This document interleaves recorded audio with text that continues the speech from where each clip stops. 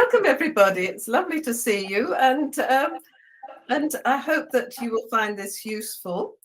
It is it. Oh, there we go. Yes. I mean, what I think teachers really like to know is what they have to teach, how to teach it well, and how to support the children who struggle. And that's what I hope to do today. And I think it's important that we realize that there is an alphabetic code. And when you deal with code, it's important to realize that you've got to do it in step-by-step pieces. And actually, if a child misses some pieces out, it then can go seriously wrong. So very much the case that we keep in mind that when you're teaching this code, and in English, the code works on the single sound, the single phoneme. So every sound in a word has a letter or letters that represent that sound. And not all languages work that way, but English does. And have a look at how complicated it is. This is from the Phonics Handbook. And you can see here exactly, each letter sound doesn't have one way of being represented. There's sometimes 10 or more ways of being represented. That is a huge amount of learning for children. Luckily, 75 letter sound correspondences that we teach in the first year is usually enough for reading, and then gradually for spelling, others come into being taught. So bear in mind, it is a code all the time. A bit like maths is a code that has to be carefully taught. So does the alphabetic code. Here you see. To make the code more difficult, we have the problem that we have 26 letters, but only, and there's 44 sounds. So that means that some sounds have to be represented by more than one letter. So sometimes we have 2 letters to represent a sound, sometimes 3, and sometimes 4. So, complicated. And there's not just one. So here we have the OA making the oak, the O sound, as in oak. And here we have the split digraph, O hop over E, another O sound, and the OW, like in slow. And these are the most common ones. And if only it stuck to that, it would be a lot more helpful. But no, look, we have other ways. Sometimes it's just the letter O itself. Nearly always says O, but in these few words it says O. Sometimes it's OE, says the O. Not many of them. OUGH, there's your 4 letters, like in do and though. The EAU, well, this will be influenced from France and when we were invaded. So for plateau and bureau, the OUL, like in soul and mold. The EW, like in so, well, EW is nearly always U or oo, but here it is O, just to make it more difficult. And OH, like in O, when you exclaim something, and AU, as in mauve. So, I mean, what a code, it's dreadful. But if you keep it down to the simple aspects, so in the first term, what you want them to do is to master these 42 letter sounds on the right-hand side, and not just know them, but how to work out words that use them. And as you're teaching them how to use them as well, with lots of blending. You need them to know how to form those alphabet letters correctly, with the correct formation and holding their pencil correctly. You need to make sure that for writing, they might know the word they want to write, but they've got to be taught to hear the sounds in the words and then to put letters for those sounds, a letter or letters. But look, you see, when you've got knowledge of those 42 letter sounds, you can have 1,900 words to be used for decoding. And that's a lot of words. And I can't tell you enough how many times I need to say it. The more blending a child does, the easier it is for them. Now, some will do it just like that, and you hardly need to teach them. but the others need plenty of practice with it. But they can all do it. Every child, if a child can speak, a child can then blend. It's as simple as that. And here we have the 3 ways that we do it in Jolly Phonics. There's the handbook, which many people are familiar with photocopiable worksheets. Then we have the teacher's book and pupil books. And the reason for these was that people preferred to have pupil books and not print the photocopiable worksheets. And of course, we're up to date with modern whiteboard software called Jolly Classroom. So they all teach exactly the same. They all do the job for you. It's a matter of you choosing what you want to use. A lot of people are starting to use Jolly Classroom and use the pupil books that go with that. But the handbook still does the trick very nicely. So you have your first day of teaching the children. You introduce the first letter sound and you cover the basic skills that they're going to need. And the better you can teach it, the fewer children who will need support later on. And here we introduce the letter sound through a story, and into the story comes the sound, so they then hear that sound. There is an action linked to it, so for the S, they wiggle their hand like the snake. And in the picture, there are lots of objects that have that sound in them, so you can speak about the words with the S sound in them. Then we can teach them how to form the letter by looking at it, following the line, going over it, doing it in the air, getting a good pencil grip and trying to write it. We can't do blending, of course, because we haven't got enough letter sounds, but we can do auditory blending, and that is tuning the children in to blend by themselves. So you might say, look, can you see the D or G?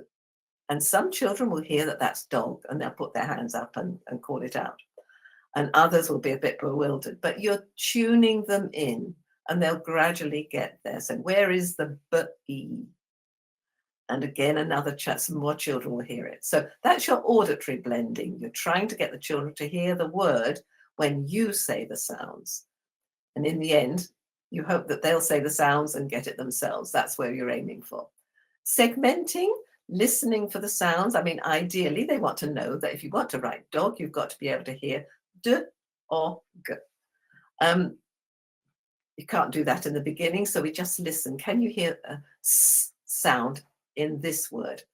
Snake. And they usually say yes. And then you say sun. And they usually say yes. And then you say dog. And a lot of them will say yes as well, but some of them will hear that there's no S there at all. So you're tuning them in. And that's what you're going to be doing with all the lessons that introduce the letter sounds, making sure that their auditory skills are good enough for cracking the code. So first letter sound taught, the next day we revise it. What was it? You hold it up, the letter, and they say S. And then you go into a new story. It's about the family having a picnic, and the ants go up the girl's arm, and she looks at those ants, she screams out, ah! And the ants go up and down the arm. That's the action. So the same things, the formation of the letter, you show what the letter is, and the children have to say ah when they see it to start off with. The formation, they get it correctly. If you can get them to form it with their finger in the air, that's very good. Auditory blending again, can you see the k, and hopefully get cake? And then the identifying of the sounds in words, so can you hear an a in ant? Is there an a in dad? You might hear that, so it's in the middle. So again, tuning them in carefully. So the idea is that they should know this, and now they've got the a. And then the next day, more revision, 2 letter sounds to be revised, and how to write them and do them on the board. And then you tell the new story of how the children are playing tennis, and the ball goes from racket to racket, and the teddy's looking and they go t, t, t, or the audience watching the tennis match, t, t, t. And the children then have to see that this is the t letter, and you tell them that it's a bit taller than the other letters, and it goes down and round, and you have a stick across.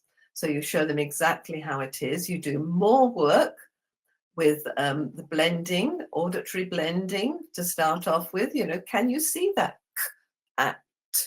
And they might be able to see the cat in the background. So you're tuning them in. But of course, now they can actually do blending of words and segmenting and ready to write, really. Because I love this time, because this is sometimes when you can see the light dawn on the children.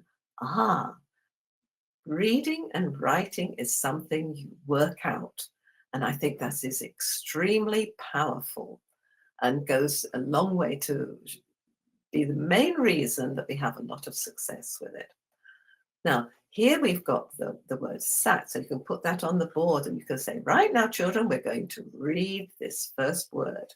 I'm going to say the sounds first, and then we'll do it together. So watch me, and then I will go sat, sat. So I've demonstrated it. Now let's do it together. So we do it with the children. Sat, sat. And then you say, right, you can do it on your own now. And you point to the letters and the children call out the sounds and then say the word. And this makes it as easy as possible for them to blend.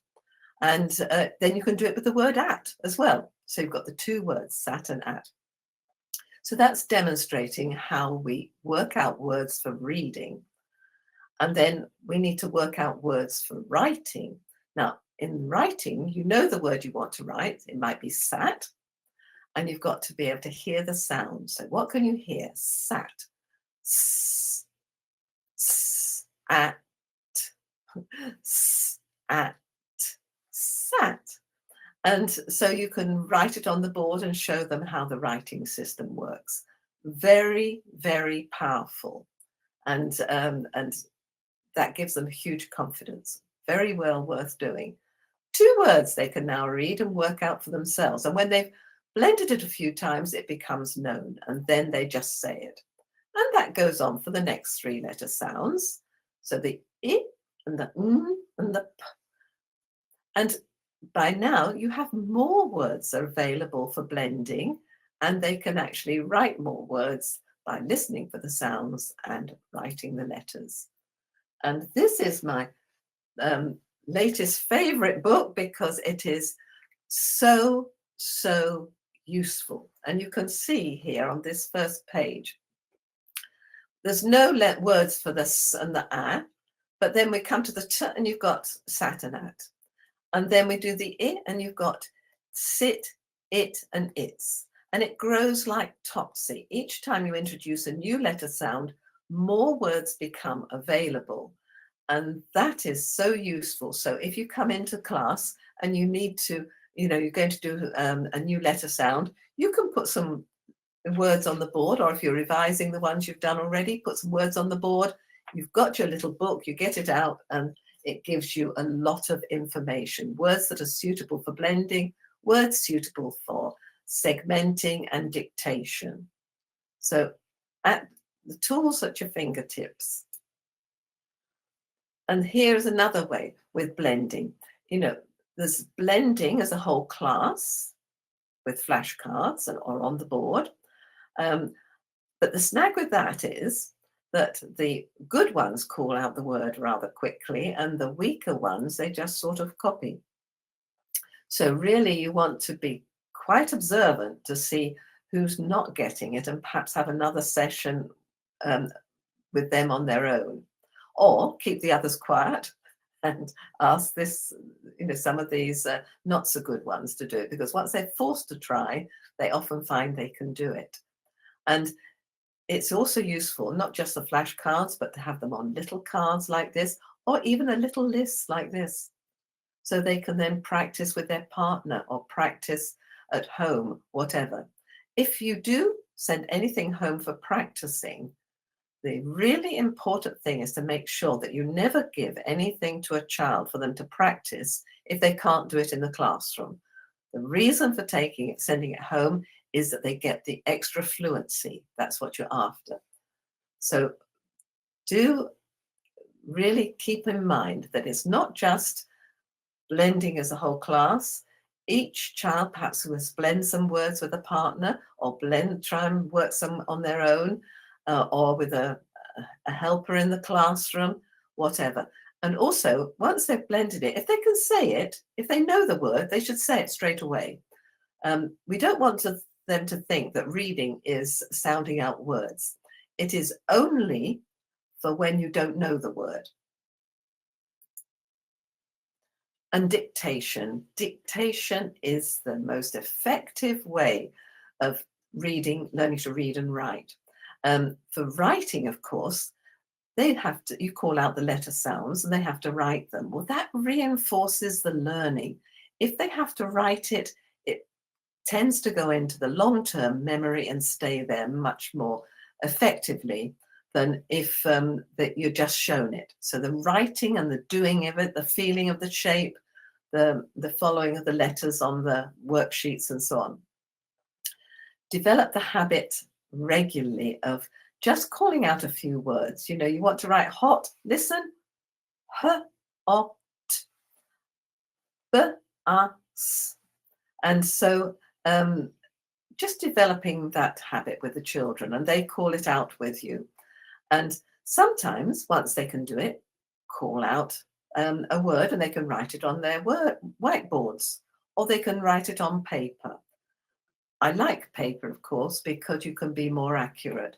And with the whiteboards, they spend their time rubbing out stuff and getting a pen all over them. And, you know, it's not nearly as efficient as on paper. But sometimes it's useful when they're all sitting on the carpet and they've got their little boards and you can see what they're doing. And really, right from the beginning, a teacher needs to think of who are going to be my struggling children, because after 2 weeks, you usually can see the ones that are going to have difficulty. These children just are not learning the letter sounds as well as the others. They may find blending more difficult, or they may be very slow to do it. And of course, if they don't know the letter sounds, well, then they can't do it at all. They might find it difficult to hear the sounds in words. And those are the things that you're going to be looking for.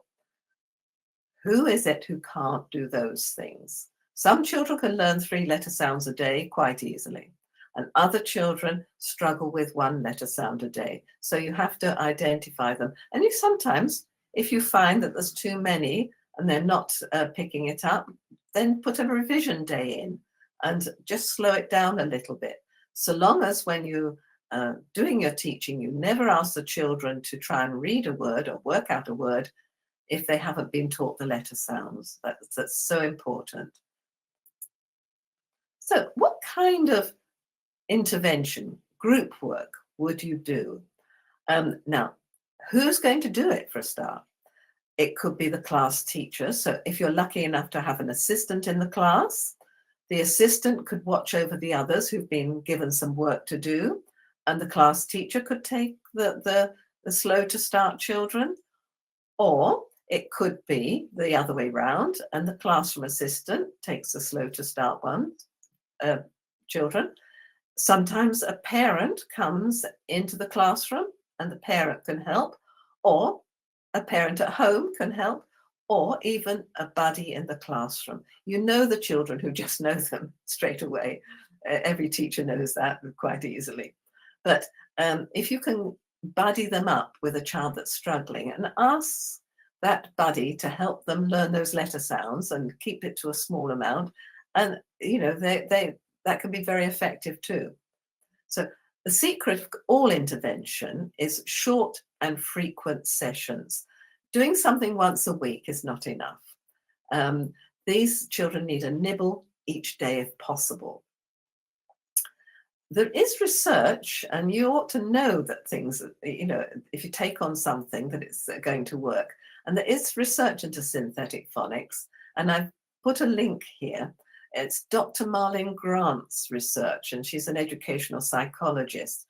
And the results she got through teaching the children synthetic phonics from the beginning, and then intervention children after the first term with her. I would go earlier than that, but the first term, the results were remarkably good. So I do urge you to read that research. Very, very interesting to see how, and even she explains that, the children who've got special needs, how well they do, the children who've got, who are very poor and have live in a very poor area and don't get the help perhaps at home. All those children she's watching out for. Very interesting research to read. And early intervention is the most effective. So often we hear people waiting until they're, had 2 years of teaching, 2 years of failing, and then they think perhaps they'll do something, because they always kept hoping it would click. They will get there. They're just not ready to read yet and so on. This is not true. They just need more of the teaching, not less. And so the earlier you get in, the better.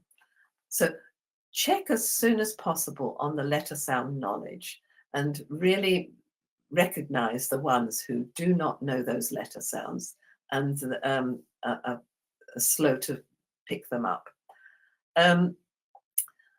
Then identify. It's usually in a class, it's usually about 6 to 8 children, depending on the type of school. But nearly always, you get this group that come in as a class of about 30 or more, and it invariably is very much the same. You've got that little group who go so fast, you've got the middle ones who are good, steady workers, and then you've got the really difficult ones at the bottom.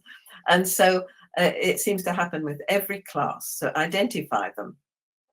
And the secret is to make sure that you have synthetic phonics teaching in the classroom, strong synthetic phonics teaching, and also in your intervention group.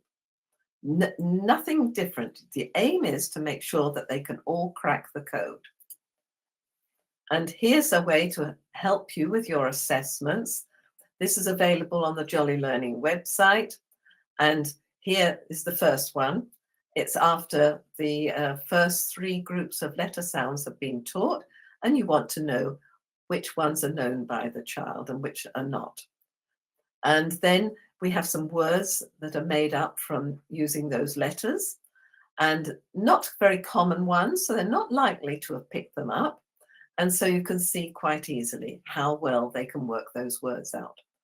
Then you've got on the assessment sheet here, you've got the dictation words. So you can dictate to the class a lot of words, and you can see who manages them.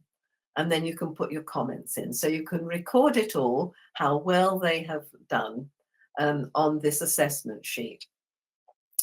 And then you can decide who's going to go into what groups. Try and make your group.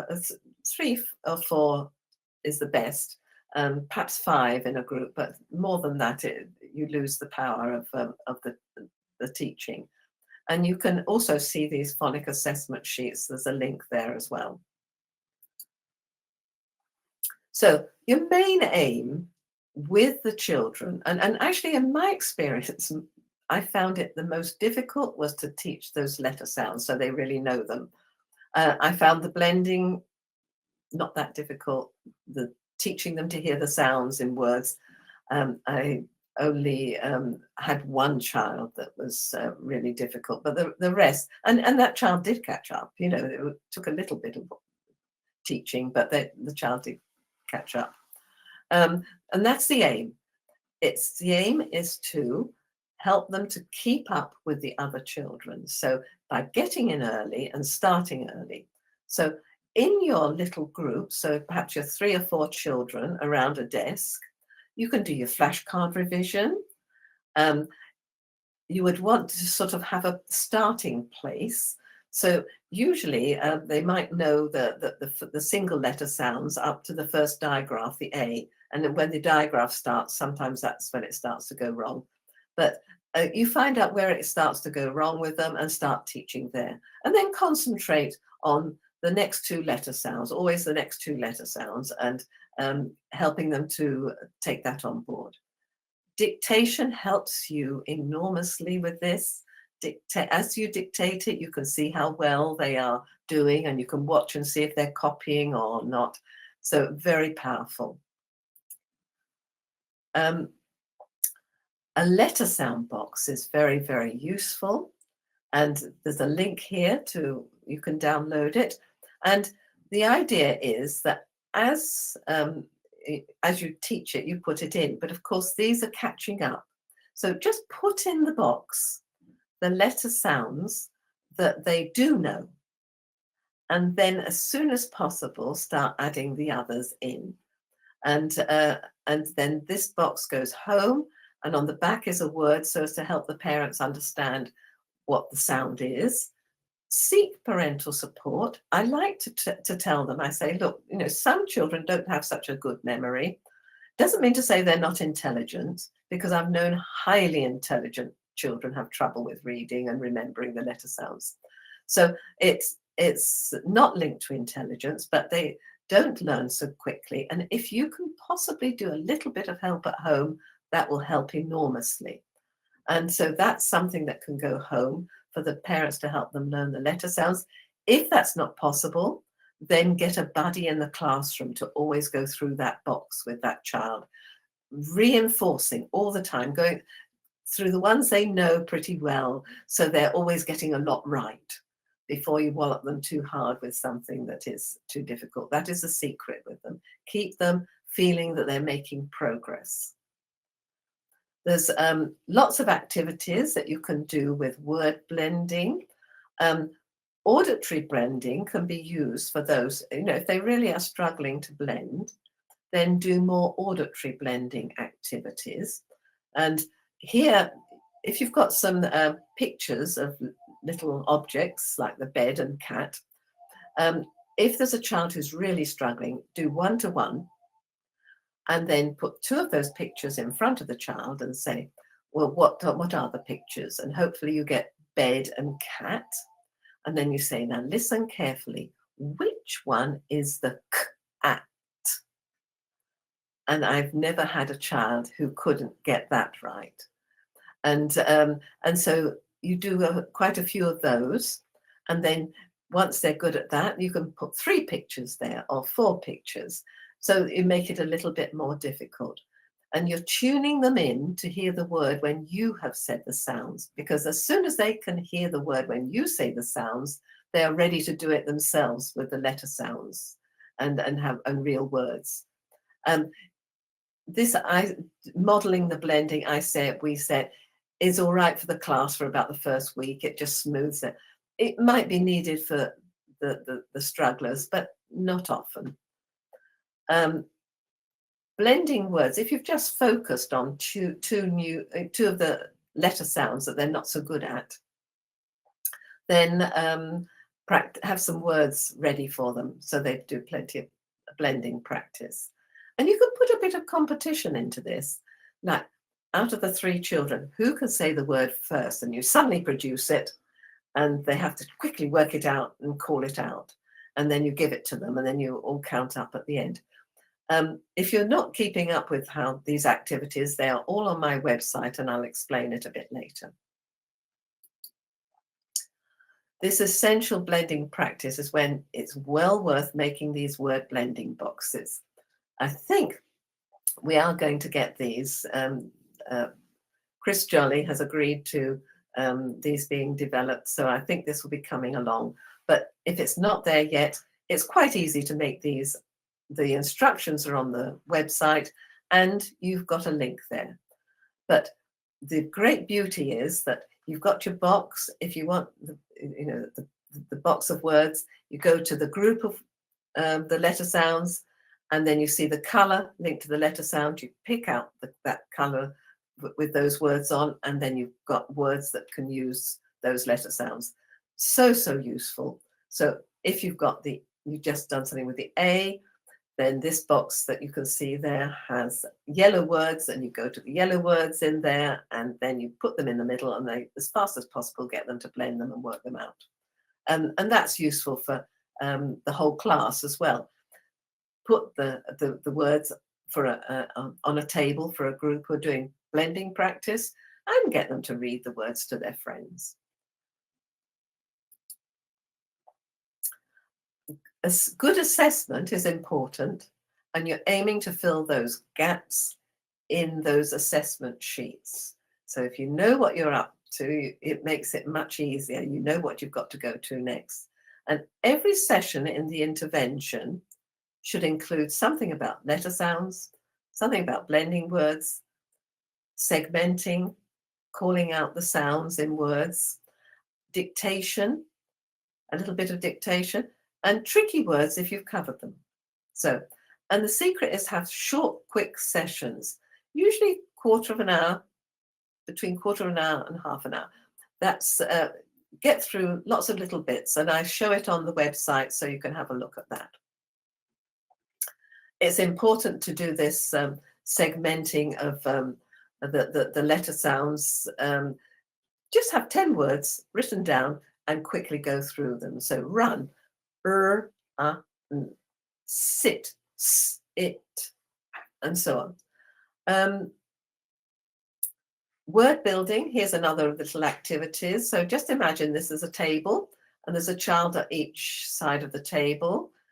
And then you call out a word, and the child who's got the letter sound for the first one has to put it in the middle, then the next one, then the next one. So if it's bed, the child has put the b there, another one's done the e, and now the last one's got to finish it off, the d, they'll have to put theirs up there. Then you blend the word and work it out. So word building, very, very important as well. So it makes a change to dictation, which is a very similar thing. An incentive, well, incentives are always good. Children love competing. And this is the way I used to do it. And people will have their own ways. But I would put every child's name at the top that was coming to my little group. And they knew it was time, and they knew that they have to come and sit down at the seat and show that they're ready, with no fussing. And if they do that, they get 3 little points, and I put 3 for them all. And then if somebody came along making a fuss and not just sitting down, because it's speed and quick and make it snappy is so important to keep them on task. And if they come and are making a fuss, then no points for you. And then if they win one of your little activities, well, 3 points for you, and you put them down for them. And then 2 points for the next one, 1 point for the third one, and so on. And, then they want to get their points. And at the end, you total and choose a winner.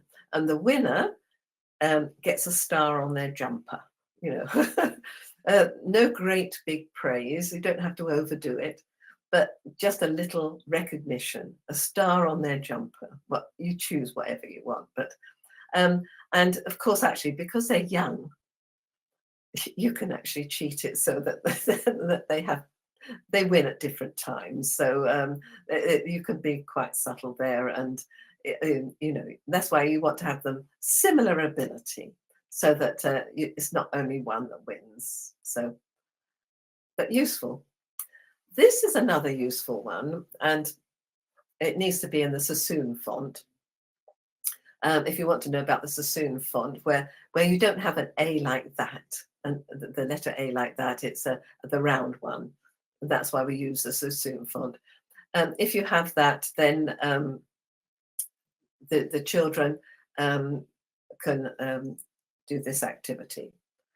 And basically, you're putting a consonant and a vowel together. So you make a little list like this, and you have fa, fe, fi, fo, fa. So you're encouraging to snap them together, those, and chant it. So have lots like that. So chant it, ma, me, mi, mo, ma, pa, pe, pi, po, pa. So they have these strings to chant. And if they're getting good at that, then you put a blend at the front. Pra, pre, pri, pro, pra. You're speeding up the blending. You're getting fluency into that blending. And it's just tuning them in as well. And then you can put a digraph in the front. cha, che, chi, cho, cha. So that encourages the fluency. It's worth putting the practice in there. And actually, I did have a child that found it very difficult to blend. And I did happen to have Professor Dale Willows, who was interested in what we were doing. She came over from Canada, and she was an educational psychologist as well. And I said, this little chap is causing me real difficulties. And I said, would you like to see what you think?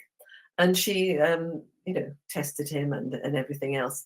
And she said, this little chap has got a huge, huge disadvantage. He doesn't remember, he can't hear what he has said after he's passed the first two letter sounds. So if he's got a word like fog, f, og, he can only remember the og at the end. His memory is so short that he can't retain enough for the word. She says it's very, very rare. She very rarely has this. So it was, very interesting. And but this type of thing did help him enormously. So and he did get there in the end. As he matured a little bit, his memory improved a bit, and he gradually got there. He was always going to have a little difficulty with memory because he's got such a poor memory. But he certainly came along, and he was able to hold his head up high and do reasonably well. Sometimes I put these on just little pieces of card and then turn them over, and then the children have to turn it over and say it straight away. If they go pe, you say, oh, okay, but I want you to say it straight away. Pe, lop, na, from, tha. So that way you're speeding them up enormously. And of course, you can reward them how many little points you want to. Again, teaching writing through dictation is so, so powerful. And teaching writing really well does give enormous help for reading as well as writing. And the two going together is so important. So in dictation, dictate a few letter sounds. Not a lot, it's just a few. In the beginning, when you first started with the whole class, you should do dictation. The whole class, it's a bit of a mess and everything, but they do get used to it. And then they just come to the table and they just do it. And then little regular words that they should be able to write. And then when you get a bit better, well, a phrase. And then when they've learned a tricky word or two, you can start sentences. They're all examples in this word bank book. And, when you have your little decodable phrases and sentences, you can give them that practice, and you can give it for homework as well, but only when they can do it. That is the secret of homework, and only a little bit. So you might have 10 words for them to read, to take home, or 3 sentences if they've got to that stage, or 3 phrases, or whatever. You adjust it to how able they are. I have on the website, you can download these. If they know the 42 letter sounds and the first 10 tricky words, well, I can make little sentences for them to read. So you can put them down on the table and they can practice. So it's always a matter of doing the right thing at the right time. If they haven't got the 42 letter sounds, well, you make your little phrases and do it earlier, and only use the letter sounds that they do know. But they like it, because there's a bit of humor about it. Can a fish sing a song, and there's a bit of comprehension there. So you say, can a fish? And so there's a bit of a laugh about it as well. And these are available on my website. I think they're on the Jolly website as well. Dictation homework. When I started dictation homework, and it was only with the children who could do it, and they didn't have to, it was a treat. And they would take their 3 sentences home, and the parents would call them out, the 3 sentences, and then they'd bring it back. And as soon as possible, usually for that next day, I give them, a star and well done, and the next 3 sentences. And it made such a difference to their ability to write, and read. Here you can see this is from the Phonics Handbook, the first 2 words and phrases, and the sentences up here are from my website. So you've got material available, so you can go and find the sentences on my website with this link here. So, and this is what you get after 7 months. If you've got children who speak English at home, you know, I mean, it's a different kettle of fish if they haven't got the English, but they can do retelling of little stories that you've taught and so on. They're quite capable. That we know research says that the children who haven't got English are just as able to learn the letter sounds. They are just as able to work out the words. They may not understand them, but they're just as able to work them out. And they're just as able to hear the sounds in words. So they can do those 3 skills. What they don't have is the vocabulary and the experience of the language.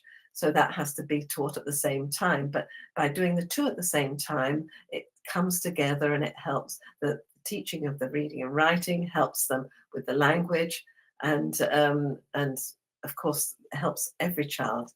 The better they are at reading, the more they can develop their language skills. So this is typical after 7 months, but I would be aiming for this even with the slow to start by the end of the year. So, you know, have high expectations. Make sure that you only teach those basic skills. Don't start in your little intervention getting reading books out and wanting them to read books and so on. Just speed up the blending, speed up the segmenting, speed up the knowledge of the letter sounds, and deal with a few tricky words. And keep doing that. Of course, during the day in the class, you will have to listen to the children read their books. They can't all do it, but you have to do the best you can, depending on how much help you have or how much time and so on. But the attention needs to go to the ones who struggle, really. This is the type of handwriting I managed to get out of the children after they'd had 5 terms in school. And if you want to see, usually, you know, everybody can show some nice handwriting or some good independent writing from a child in the class. But to show the whole class is very different. And if you click on this link or follow this link, you can then see the whole class. A video that I took of all the pieces of work. The last 3 on the video are the weakest ones, and the very last one is a really poor one. So I could say we didn't do well with that little chappie, but he will get there. But memory was a huge problem with him. But the other 2, they're a bit wobbly, but they will get there. So if you want to know more about the teaching, there's the Jolly Phonics online course. Of course, you have to pay for that, but it teaches a huge amount. But it's a serious study. You have to do 20 hours, prepare to put 20 hours of studying in about the Jolly Phonics. And it's sort of, you know, monitored and checked on, and is well worth doing if you can manage that. The link is there for you, and you can see the link on the Jolly Learning website as well. But this is my website, and I will make it live now. And here, I think in a minute, you should be able to see it. I hope you can see it. Here, it's free. You can go on it just whenever you want. It has been now adapted, and I'm still finishing it off a bit, adapted for use on a phone or for use on an iPad as well as on a computer. These videos up here have all the teaching videos, and the first lot of teaching is how to read and write, and I go through an overview and every single step in the stage of the teaching. and then step. Sue, I'm sorry, Oh, I'm not sure the website is currently live on screen. Could you oh, please, maybe we could try oh. sharing again? Well, oh, that's very annoying of it, isn't it? Yeah, technology. It's when Yeah. Well, most. oh, where am I gone now? I've lost everything now. Let's see if I can.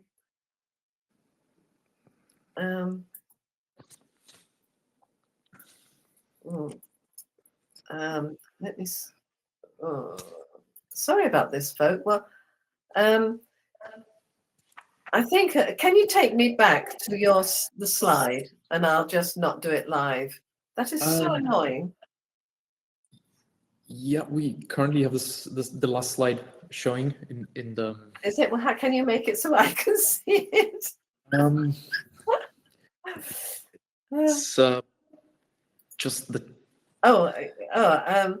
Yes, I can. Yep.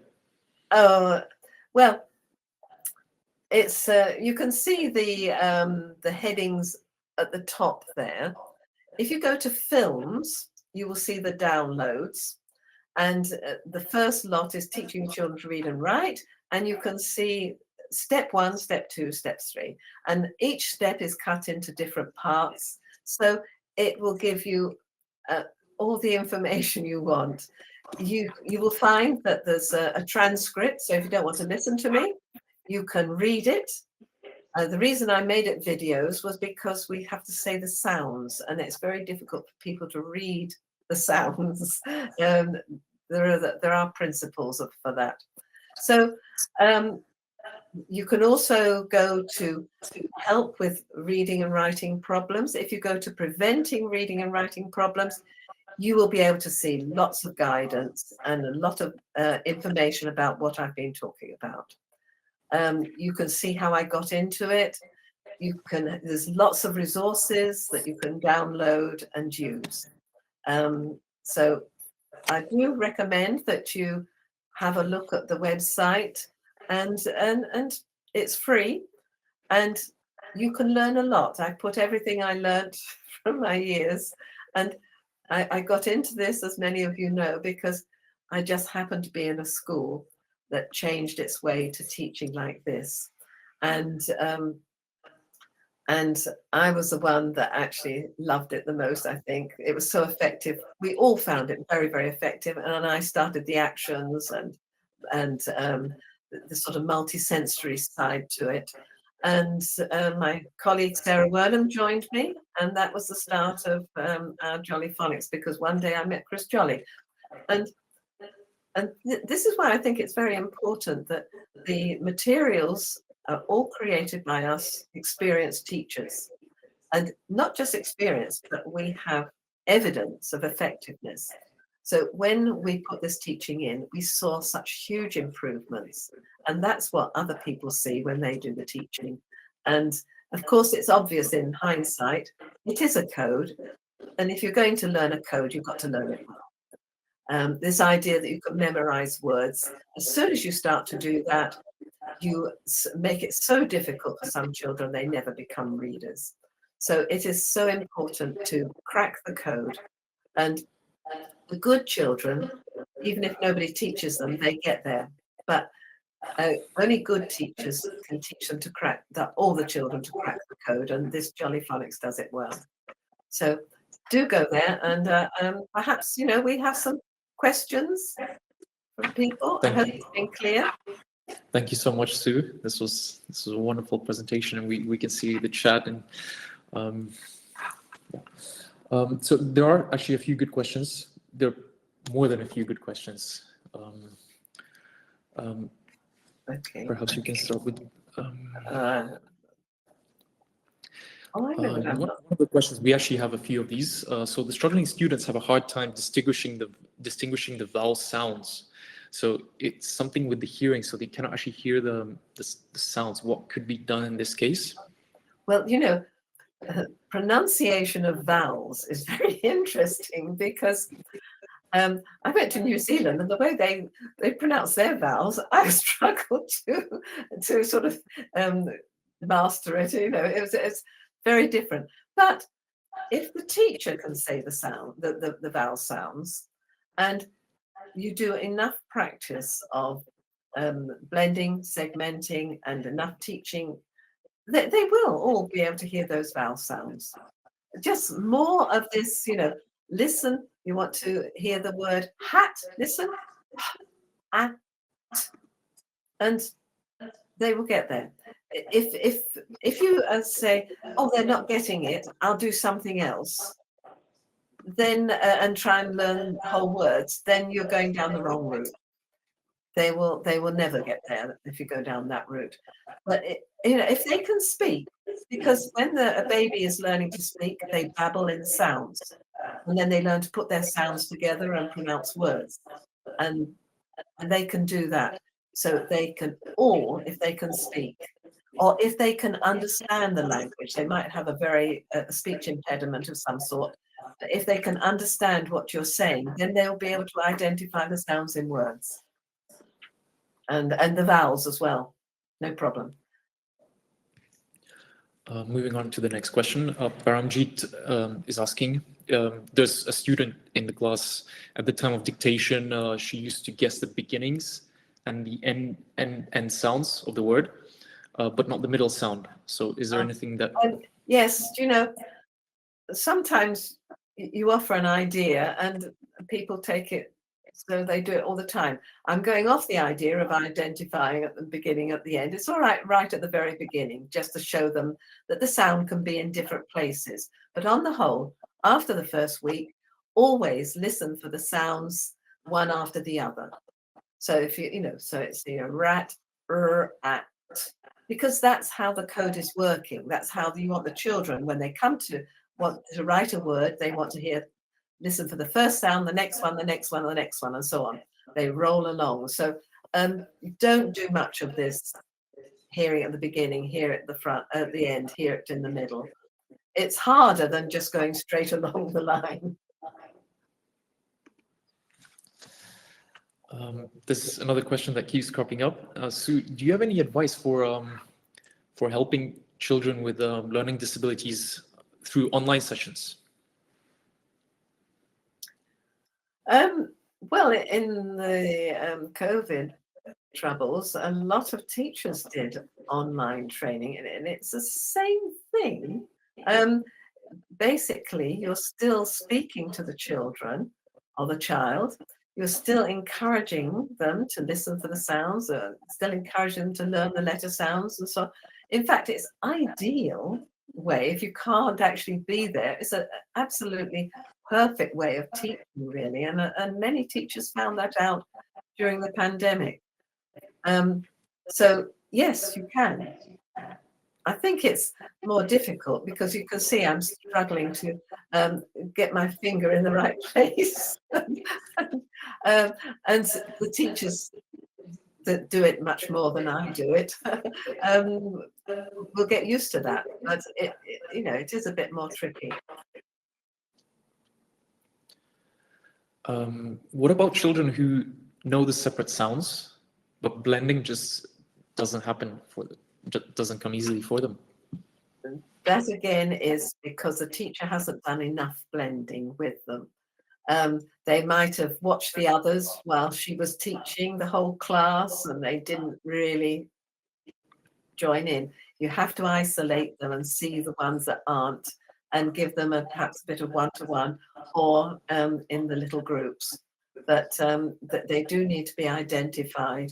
And you do need to have good discipline in that if you're going to have some children just rolling about and not paying attention, and if you're going to have some speak over you when you're speaking and things like this, then you've got to learn better teaching techniques.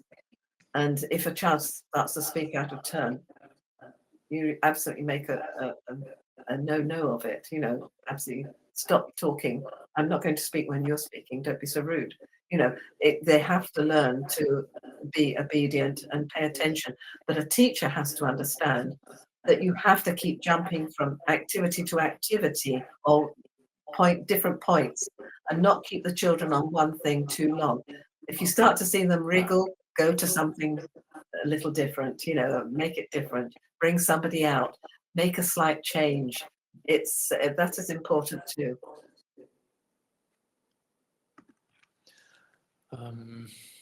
Does the Jolly phonics approach, would learning the letter sounds be different for non-native speakers? Or no, the research says they can learn them just as well as the other children. The real problem with pronunciation is for teachers who are not, you know, have English as a first language in a country. And if they, you know, if they don't come to those letter sounds that are in English at a young age, they often cannot pronounce them. So, which is why you get these strong accents. You know, the Chinese can't say certain sounds, and the English can't say, they can't do the clicking tongue of the Africans, and you know. But every child can say all the a baby can say all the sounds that any language has. But as you get older, your ability to do this diminishes. So, and then if you get to adults, sometimes you cannot change it. So if you cannot say that sound, you never will. Once you've got to adulthood, it's like the throat has matured, and you just can't do it.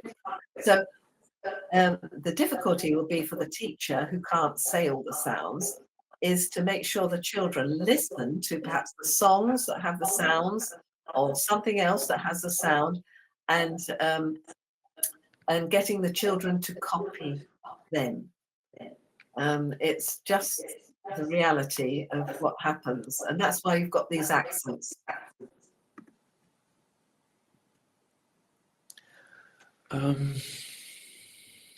There's an interesting question. Is there any advice for children with good reading skills but poor segmenting skills?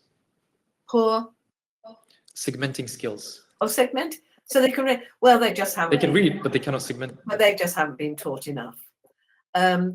You know, you need to do the segmenting right from the beginning, and you need to do the blending right from the beginning. As you know, the blending, as soon as you've got 3 letters, you're off, and do lots of blending and lots of this segmenting, and not just the whole class, but make sure, you know, sometimes you might have a little row of the people from green table or whatever.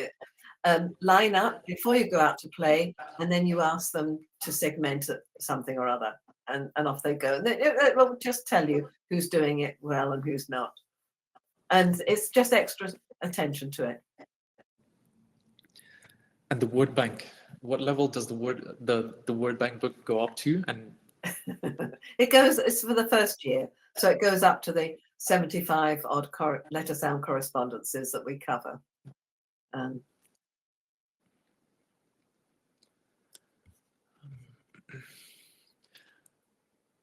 So Aliyah is asking, usually the most difficult sounds for young children are the words that involve hard TH, soft TH, CH, SH, and G. What would you advise for? They're not difficult for the children. They may be difficult for the teacher. But the teacher may not be so confident because, as I say, if that teacher hasn't experienced those sounds and speaking English words from an early age, they will struggle. It is more difficult.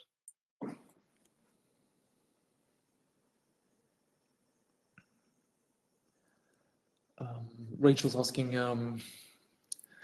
Rachel would be interested in resources aimed at slightly older children struggling with digraphs. But the same principles work. So you find out what letter sounds are known and what aren't known. You then give them extra practice to learn those ones that haven't been learnt so well, and you give them practice in blending and segmenting. You start right from the beginning.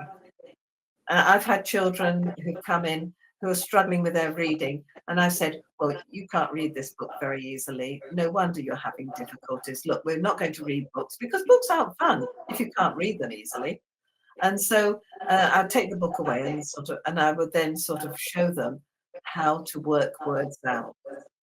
And then sometimes you see that light dawn. And I remember one boy in particular, he was a naughty little fellow. And I took the book away and said, look, I'm going to show you how to crack the code. Now, you like codes, don't you? And so, and he suddenly saw there was a light, you know, how it works. And after that, he was straightforward and he did learn. You know, he still was a little bit of a naughty boy, but he was much easier than he was before. So, no, it makes a big difference. And any child who is struggling, if you leave it too late, they become very difficult children. You know, that it's they're very unhappy. They feel that they're not very clever because they haven't learned what the others are learning. And that's so important to catch them before they get this terrible chip on their shoulder that they're not so good. So catch it early and tell them, oh, it's, you know, it's just that you don't remember. You know, or I haven't explained it well enough, you know, and just give them some confidence. But in the end, it's the amount of practice you do with them that counts. The questions just keep on coming. There's actually many good questions. Unfortunately, we won't have time for all of them. So if we haven't answered your question, please visit our social media profiles, leave the questions. We'll be sure to get back to you with an answer. But we'll probably have time for a few more. Andrea has a good question. Are there techniques for children with limited spoken language skills, so single word language skills? So are these with a speech problem? You know, I believe so. There's no further detail in the question, but I believe this. Can you say this question again, then I'll think. Are there techniques for children with limited spoken language, so single word language skills? They can do the decoding and the encoding, and they can write words. And in the end, you have to. They will gradually, if it's English speaking in the class, they will gradually pick it up the English. If there's not, then you have to do much more language development. We've got Jolly English, and that is very useful for developing the language skills. So it really is. I mean, it's no easy way, but the younger the child, the more programmed they are to pick up the language. And some, you know, in Spain, they now teach the children 40% in English, 40% of the time in English, which is enough with the learning of Jolly Phonics to pick up the reading and writing and to pick the language up. They do learn relatively quickly. Although again, with children, some will be so quick at picking up the language. A French girl came to stay with us, and she had a little smattering of English. And by the time she went home after her 6 weeks with us, she'd forgotten French. So she just had the natural language skills and picked it up. So, you know, she picked up French again. Nida is asking about teaching Jolly Phonics to very young learners, and if it is right to teach all letter sounds to a very young age group. So the age group we're talking about is actually between 1 and 2 years old, and between 2 and 4 years. Well, two and four is, but 1 and 2 is. I mean, I haven't got experience with doing this, but I do know in Malaysia they often start at 2 and 3 years old, and they teach in much the same way, and they you know, they can pick it up. You know, they can't do. They're not physically strong enough necessarily for the pencil control, but the actual learning of the letter sounds.